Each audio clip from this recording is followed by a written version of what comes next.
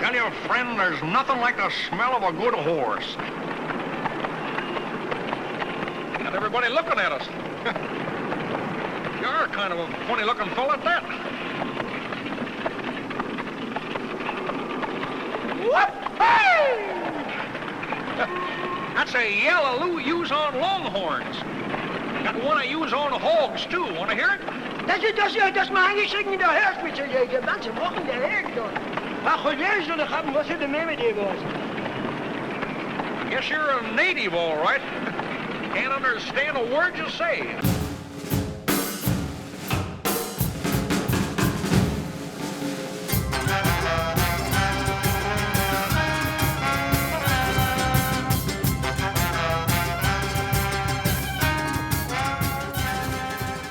Welcome to Amusing Jews, where we celebrate Jewish contributors and contributions to American popular culture. I'm Jonathan Friedmann. And I'm Joey Angelfield. Producer-engineer Mike Tomren is working somewhere behind the scenes. Amusing Jews is a project of Adat Chaverim Congregation for Humanistic Judaism, the Jewish Museum of the American West, and Atheists United Studios. Hey Joey, everything has a history.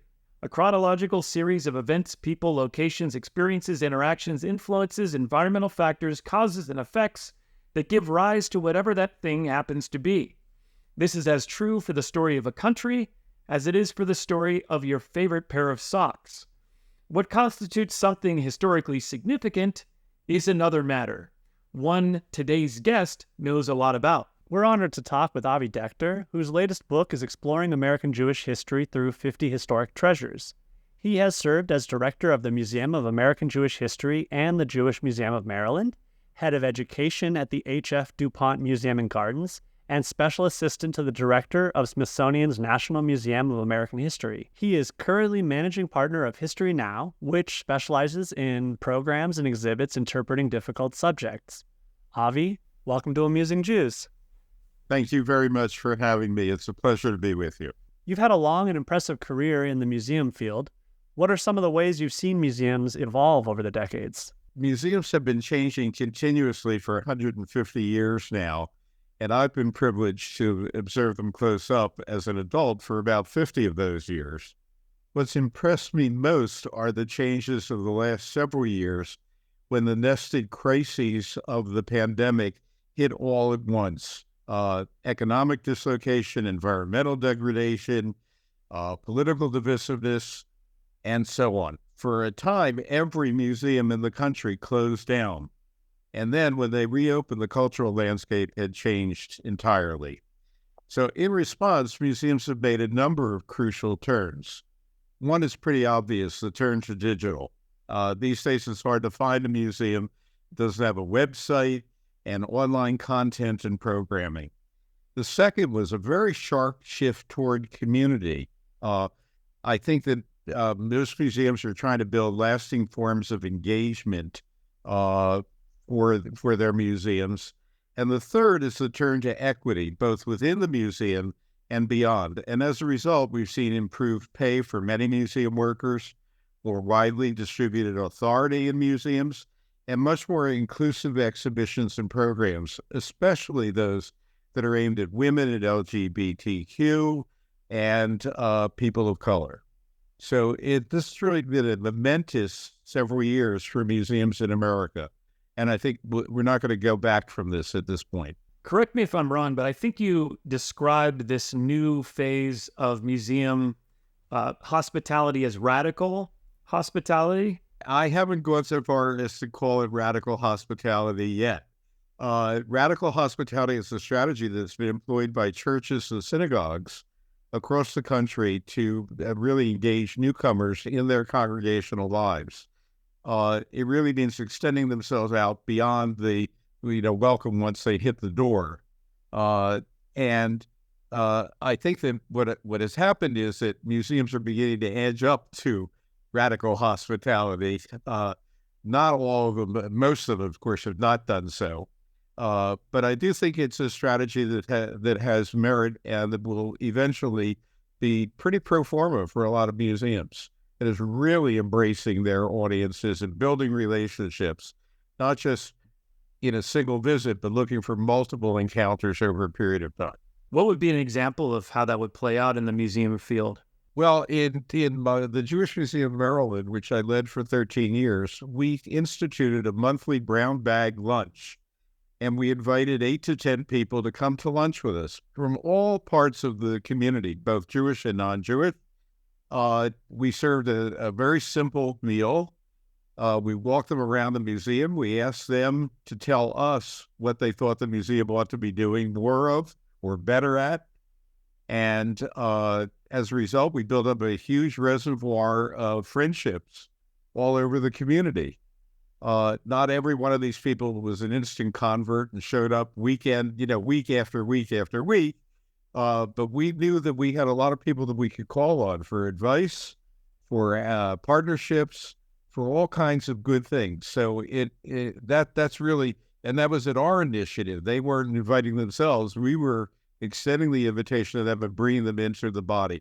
And let me tell you, having a meal together is a really binding force. Any Jewish person is likely to tell you the same. Your new book, Exploring American Jewish History, is unique in that it surveys Jewish history through its material culture, objects, documents, and imagery. You describe how the book's 50 treasures touch on key themes in American Jewish history and American history more broadly. How did you go about selecting these examples from what must have been thousands of possibilities? Actually, that is true. That choosing the ultimate 50 objects was probably one of my hardest intellectual tasks. I made up an initial list of about 80 or 90 items that interested me personally, and then I polled about 10 or a dozen of my colleagues and friends, asking them what they would put on their list if they had to choose significant items.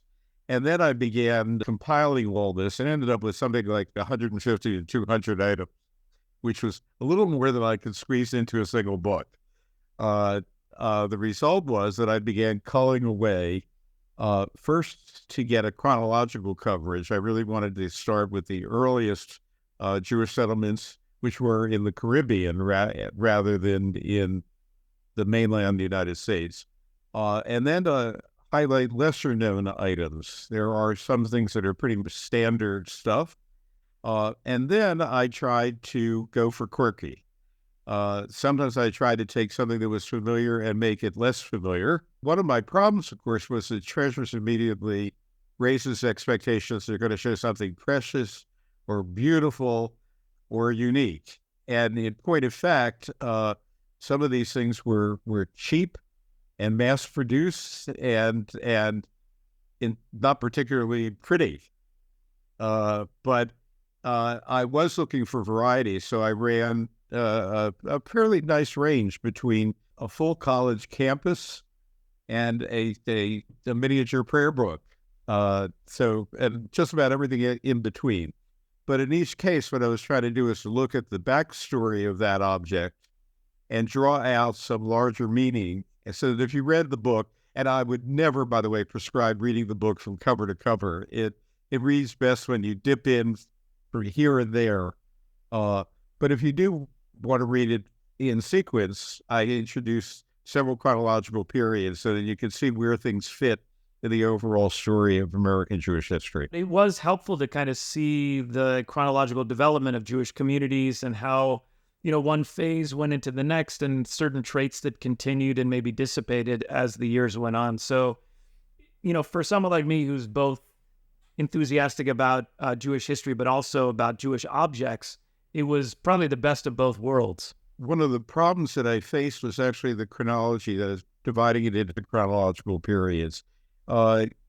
It's been often accepted by American Jewish historians that 1881 marks a critical point. That is, the presumed beginning of the mass emigration from Eastern Europe. But in fact, that mass immigration had started much earlier from Eastern Europe. And by 1881, there were already probably a majority of the immigrants from Europe, as against Central or Western Europe. This is what Hasia Diner has called the long century. She started at the beginning of the 19th century, ran it all the way to 1924, when mass immigration was cut off by immigration restriction acts. But in general, I have followed traditional chronologies in that respect. But I have tried to give greater emphasis to the most recent decades, because those are the ones for whom the objects will resonate most obviously. Enjoying the show? Click like and subscribe. One of the older objects you include in the book is a 19th century peddler's wagon. Could you tell us why these wagons played such a crucial role in American Jewish history? Well, I actually wasn't looking for a wagon. I started out looking for a peddler's pack, the kind of leather or canvas knapsack that a peddler would carry on his back, traveling literally on foot on the roads of rural America, peddling goods from farmhouse to farmhouse and village to village. Unfortunately, I could not find a single authentic peddler's backpack from that period, no matter where I looked. Jewish museums, non-Jewish museums, you name it. And then I started looking for an authentic wagon, which I figured would have a better shot at survival. And it turns out that most of the peddler's wagons that are on display in museums around the country are actually mock-ups, artificial or facsimiles rather than authentic wagons. Finally, I turned up an authentic peddler's wagon at the Chaverim Museum in Vermont, but it was pretty late 19th century, and I was looking for something closer to the middle of the 19th century, which was the peak period of German Jewish peddling in the United States. And I ended up using a mid-century print from Harper's Weekly to give you the flavor of what was going on in the peddling business.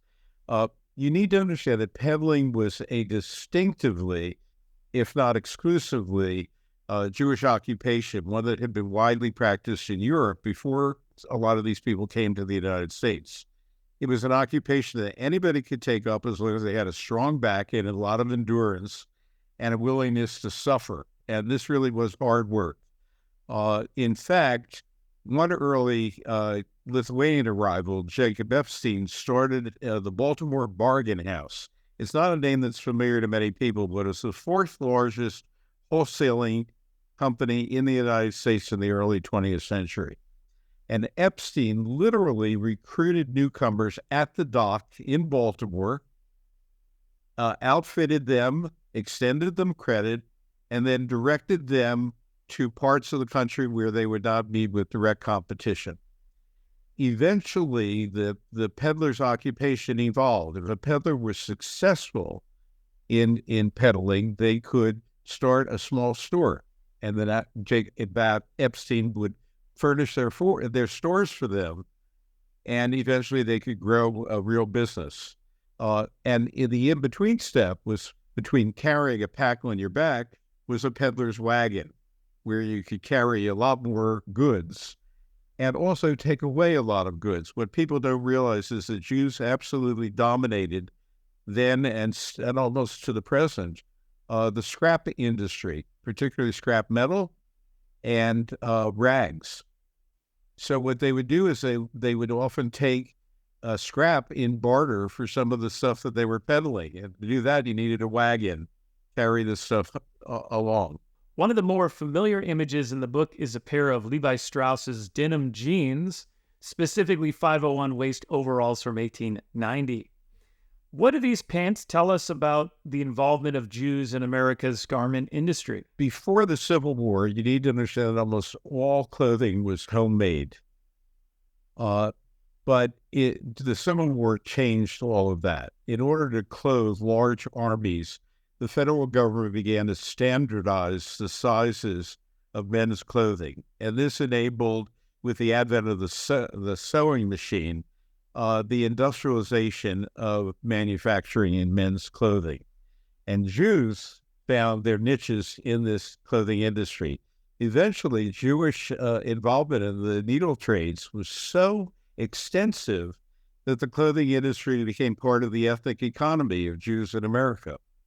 In 1897, 60% of the employed Jews in New York City earned a living in the garment business, and 75% of the garment industry workers were Jewish.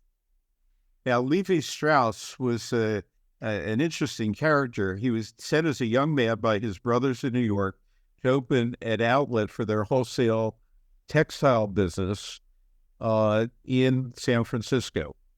As wholesalers, they sold cloth to all kinds of general stores. That's what dry goods meant, by the way. It was fabric that people bought in stores. So they sold to stores, and they also sold to tailors all over the West Coast. And one of their customers happened to be, and this is right up your alley, Jacob Davis, a Jewish immigrant tailor from Riga. And in 1871, Davis began manufacturing clothes made out of denim or duck, both of them very heavy fabrics. And he added to the strength of the clothing by inserting metal rivets at the pockets and waistband to help keep the clothes solid and useful for a long time. His overalls, as they came to be called, got popular, but he did not have the capital to patent these patents. So he turned to Levi Strauss, who was already a very successful businessman in California, and they joined in partnership to apply for a patent, which was issued in 1873. Davis took responsibility for managing the tailoring, and Levi Strauss took responsibility for the marketing and distribution. Eventually, their Levi's, made with blue cotton denim, became a regional and then a national symbol of Western wear. And that brings us to a very different business. Jewish manufacturers on the West Coast expanded their lines from workwear to sports clothes, shirts, slacks, and jackets. And in the 1930s, they added swimwear and ski wear. And with the growth of the movie industry, motion pictures and sportswear came to reinforce one another. By the start of World War II, the head of design at Warner Brothers could assert that, quote, Hollywood has superseded Paris and New York as the style arbiter of the world. I wonder if that's still true today. I think that there is, to a degree, it is still true today. Jews are still, they're no longer as dominant as in the movie and television industries as they once were, but they remain a very powerful force in the industry, which, of course, brings us to the new Hollywood Museum of Motion Pictures. They managed to open up a museum without acknowledging the Jewish studio heads who made Hollywood what it was in the 1920s. And when they tried to repair the damage by doing a large special exhibition on the subject, they ran into a buzzsaw because they managed to use a bunch of stereotypic tropes in that exhibition that infuriated every Jewish producer, actor, director, and investor in California. Not a great move, but what can you do? Yeah, by correcting a mistake, they made an even bigger mistake. Well, you just can't afford to make two mistakes on this very same subject. It doesn't go over well in this country. You also include the first teddy bear, which was introduced by a Jewish couple, Rose and Morris Mickham, around 1903. What led them to invent the teddy bear? Well, this is actually my very favorite item in the book, for a whole variety, including the fact that I had a teddy bear of my own when I was a child. The teddy bear I had was actually larger than I was until I was about 2 years old. So, I grew up literally with a teddy bear. The backstory is really pretty fascinating. In 1902, President Teddy Roosevelt was invited to go on a bear hunt in Mississippi. And over several days, most of the people in the hunting party managed to bag a bear. The only exception was the president. Two of his younger colleagues went out, found an old sick bear, clubbed her, tied her to a tree, and invited the president to shoot this now helpless bear. Now, Teddy Roosevelt was a noted sportsman and hunter, and he obviously refused the opportunity, although they actually did shoot the bear eventually because it was too injured to resume life in the wild. But the story reached the ears of Clifford Berryman, a Pulitzer Prize-winning cartoonist for the Washington Post, and he created a cartoon showing Teddy Roosevelt with his gun and the bear tied to the tree, but it had changed now. It had mutated from being an adult bear to a bear cub, and he titled the cartoon, Drawing the Line in Mississippi. Morris Mickham encountered that cartoon, and it inspired him. He and his wife, Rose, owned a small candy shop, a little sundry shop at a corner store in New York. And in the evenings, Rose would sew small objects, tchotchkes basically, that they could sell to help supplement their income from the sundries that they were selling in the store. So Morris suggested to Rose that she sew a replica of this teddy bear cub, right? And she did it out of plush velvet, and she put buttons in for eyes, and he put it in the store window the next morning with a caption, Teddy's, apostrophe S, Teddy's bear. And Morris was shocked the next day when not one, but a dozen people wanted to buy the teddy bear.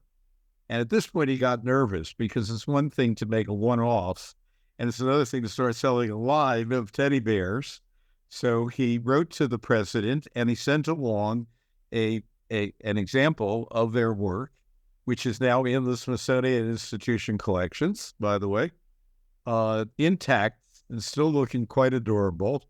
The result was that he asked permission to call it Teddy's Bear, and the president acquiesced. The Miftums went out there, and they expanded their business. About 4 years later, they created the Ideal Toy Company, and it became one of the largest toy manufacturing companies in the country. Roosevelt actually adopted the bear as a symbol in the election of 1904. The bear was exhibited at every White House function during the remainder of Roosevelt's term of office, and it became an American icon.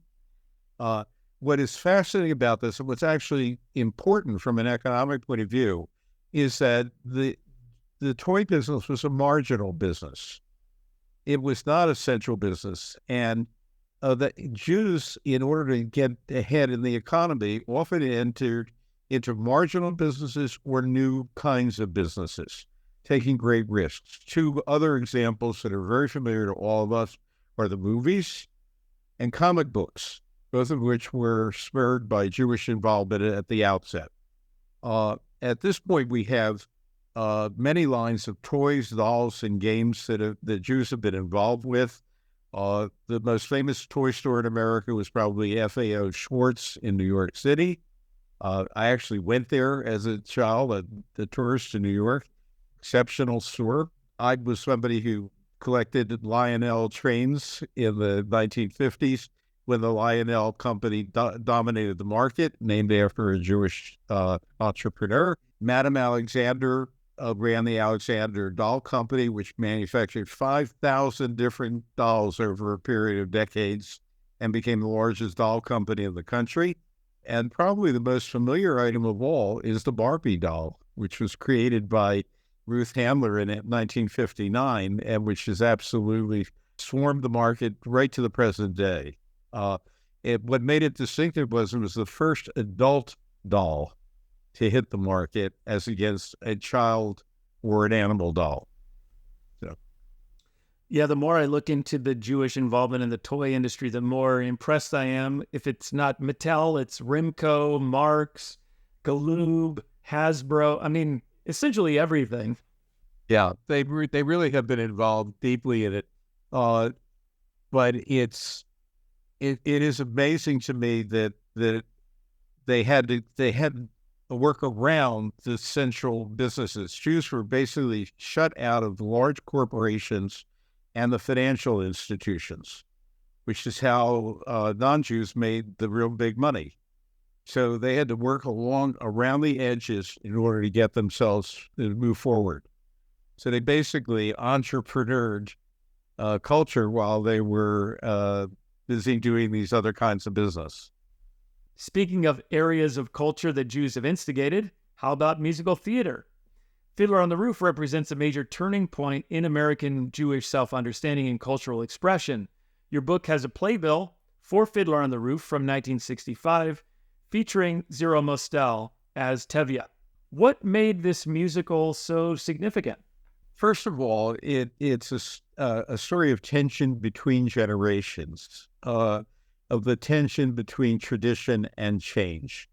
Tevye the dairyman, the central character, and his wife are wedded to a tradition, but his three daughters all have very different ideas about how they're going to lead their lives. And in the end, a pogrom destroys the village and their way of life. So this is a universal story in a period, the 20th century, where almost every part of the world was experiencing these generational changes and trying to figure out how to deal with them. It was the first musical version of the play, but actually there had been two theatrical versions in New York before that, and a movie, but all three of those were in Yiddish, the language of the original stories that were written by Shalom Aleichem, upon which these were all based. Fiddler went through years of development, and they went through a lot of revisions and innumerable rehearsals to get to the final product. The creative team was, that is, all the major figures of the creative team were Jewish. But interestingly, one of the things they struggled with was they were trying to avoid being too Jewish. This is an aspect of self-censorship that we don't really talk enough about in America. There was a wonderful exhibition at the Jewish Museum of New York, Too Jewish, curated by Norman Kleeblatt, that traveled around the country. And it really raised frontally some of the questions about Jewish self-censorship that really were long overdue to be raised. And here, interestingly, Mostel, who was the lead in the original production of it, actually was a Yiddish speaker. But they basically eviscerated Yiddish from the show. Oh, no. The librettist, Joseph Stein, was busy trying to underscore the strength and dignity and humor of the Jewish people and their resilience in the face of every kind of challenge. And the director-choreographer, Jerome Robbins, another figure to wrestle with, wanted, as he said, to give another 25 years of life to the shtetl culture, which had been devastated during World War II. But that didn't stop them from taking the Yiddish out of the play. They certainly couldn't take the Jewish out of the play, and that's quite clear. Marcus Krah, a contemporary historian, sees Fiddler on the Roof as part of the post-World War II effort by American Jews to reconnect to some kind of a usable past. It's a very interesting take on things. The Holocaust immediately after World War II was not such a huge public thing in America. There were already commemorations and celebrations. I remember as a young child reciting a memorial prayer at the Passover Seder. But it really wasn't the public business that it is now. I mean, right now, Holocaust business is big business in the United States. But at the time, the Holocaust still managed to overshadow American Jewish life. It forced all of American Jewry to come to terms with two things. One was that their source of traditional inspiration and population renewal was gone. They were not going to feed American Jewish life by incoming people from Europe. And secondly, that America was now one of the two centers of Jewish life globally. So this is a real shift in the way things are. We're no longer an appendix of European Jewry. We are now leaders of world Jewry. So American Jewish communities were self-consciously, starting in the 50s and 60s, looking for ways to recreate a usable past, to assert their authenticity at the same time that they were striking out as a new and different kind of Jewish community in the world. And that loss of connection to Europe left American Jews very anxious and adrift. And in the end, the Fiddler on the Roof succeeded in two ways. One, it became a global sensation, not just a Broadway sensation. Ran for over 3,000 performances on Broadway, by the way. But in addition, it has enshrined a version of the European Jewish shtetl in the public mind, Jews and non-Jews alike, even though it was completely idealized and romanticized and bore very little resemblance to Jewish life in Eastern Europe, which was a struggle for most people most of the time. And in point of fact, starting in the late 19th century, well into the beginning of the 20th century, the standard of life in Eastern Europe for Jews declined radically over a 40-year period. This is not a happy existence, but an unhappy existence. Well, even Shalom Aleichem was a cosmopolitan Jew writing about the kind of idealized, romanticized world of the peasants of his era. So I think there is a kind of a heritage of, I guess, glamorizing the shtetl that's kind of embedded even in the source material. Absolutely. I think one of his endearing facts was to be able to humanize the daily sufferings and then the larger tragedies of Eastern European Jews living in shtetl all across Eastern Europe. But that it was romanticized, there's no question, really. Exploring Jewish history ends with a discussion of Jews on the internet, highlighting the Jewish Women's Archive and Sefaria's online library of Jewish texts as major developments. Does our increasingly digital world present challenges to museum curators and archivists who document our ongoing history? Well, I have to say that the rise of digital has challenged everybody across the museum field, not just in Jewish museums. But digital has also offered new opportunities as well. For one thing, digitization of collections and programs both have made many more stories available to a global audience. This is a radical change from 20 years ago. There was no such possibility.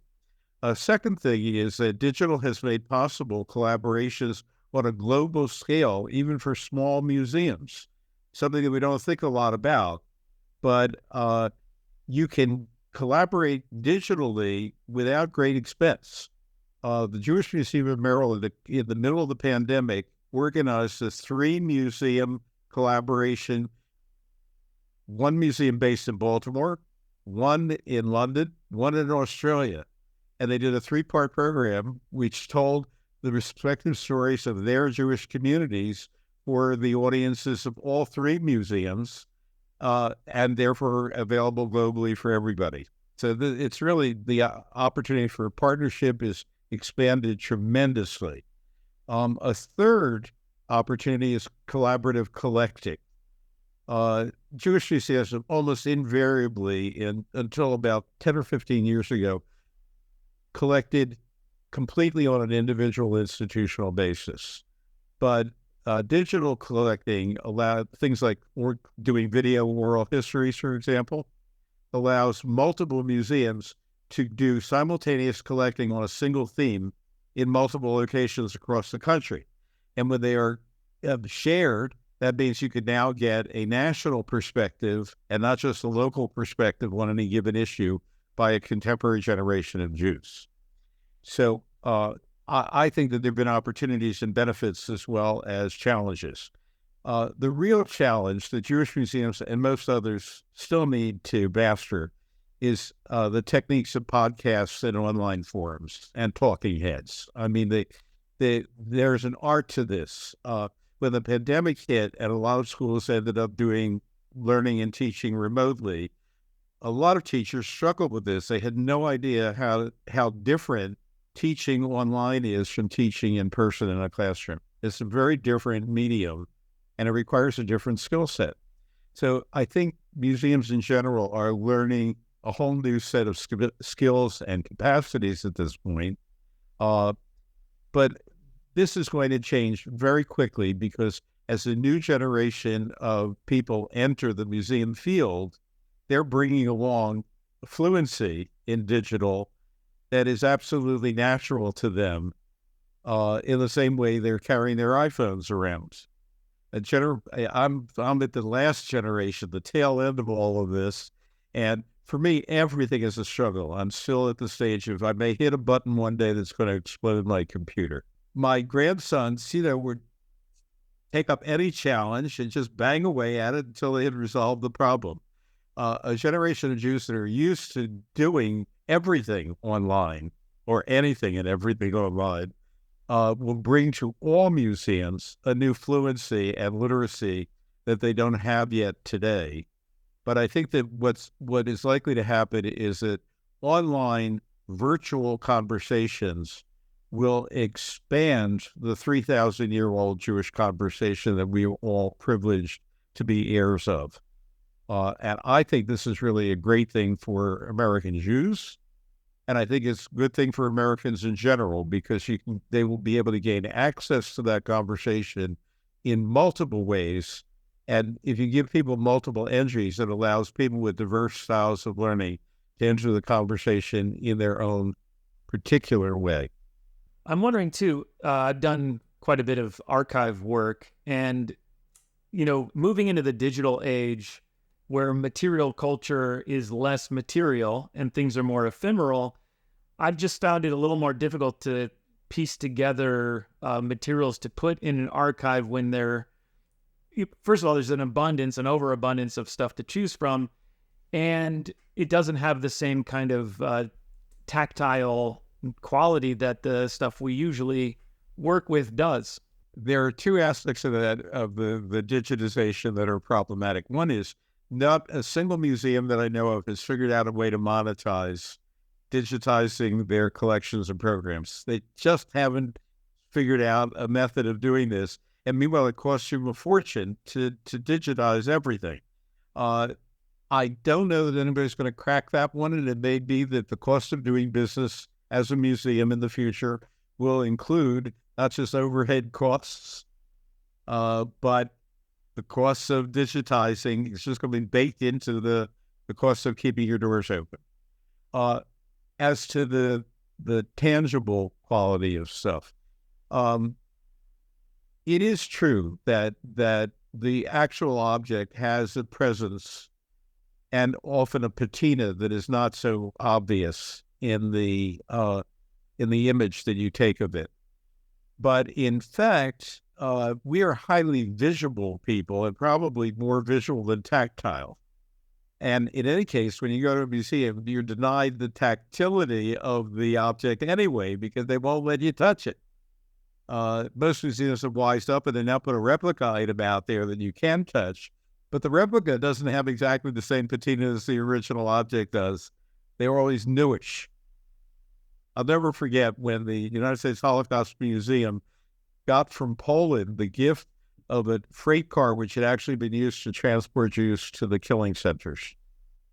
And the Poles, being thoughtful about the whole thing, stripped all the paint off of the car and repainted it. So it came in brand new without the historic patina. And you still see it that way in the museum. Basically, in my view, it should have been unused in that form. But there you have it. I go back as far as the 1970s with the Smithsonian, and Wilcom Washburn, an anthropologist at the Smithsonian, wrote a series of articles in which he argued that when xerography came into being, that all museums should photograph and Xerox their archives and collections and throw away all the originals, because they're a pain to store. And once you have proper photographs and measurements of everything, you can recreate it at will. And it actually costs less to recreate most of these things than to keep them in storage in boundless abundance. And he was laughed at the time. But digitization has made that question a new and vital question for museums to look at again. Well, thank you so much for joining us, Avi. This has been great. It's a pleasure to be with you. Thank you very much for inviting me, and good luck with the rest of your series. Thank you. And to our audience, now back to your regularly scheduled lives. Amusing Jews is here to amuse you. If you like being amused, go ahead and click like and subscribe.